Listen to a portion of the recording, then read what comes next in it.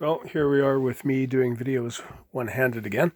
So I've, carrying on directly from that last vid, pardon me, I've laid out and sewn the left edge of the front apron, and having sewn it to the top, I then have sewn along the top of the apron pleat. I've sewn that to the canvas so that it doesn't droop at the bottom, because we can't count on catching this when we sew the top band on. So I've learned to do that. Now, I've measured from the last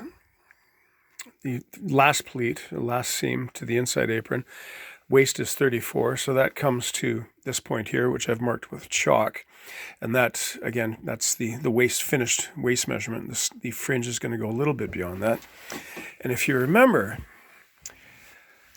I keep running into this shortcut where the maker will do a nasty shortcut, and they'll measure to the edge of the apron.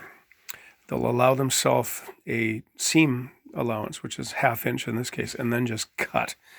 And then they sew that to a piece of cloth that's been folded over and fringed out. And it's a nasty, cheap little trick. People have been doing it since the 30s, or at least the earliest I've seen this is on a kilt that dated from the 30s.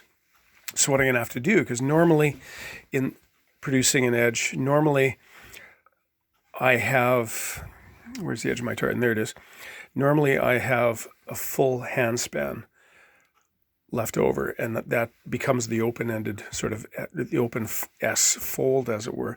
But I can't do that this time because I've got just a couple of inches. So what I'm going to do is I'm going to sew this in place. I'm going to press this flat, and then I'm going to sew this like so. And here am I once again doing everything one-handed, pardon me. And when this is correctly sewn on and then sewn all the way to the bottom, then I'll proceed as normal, so that rather than this fringe surface being on the outside, it's now on the inside. And that allows me to create the same, pardon me, the same effect when it's finished. And the strap will go inside here, but we'll see that in the next episode.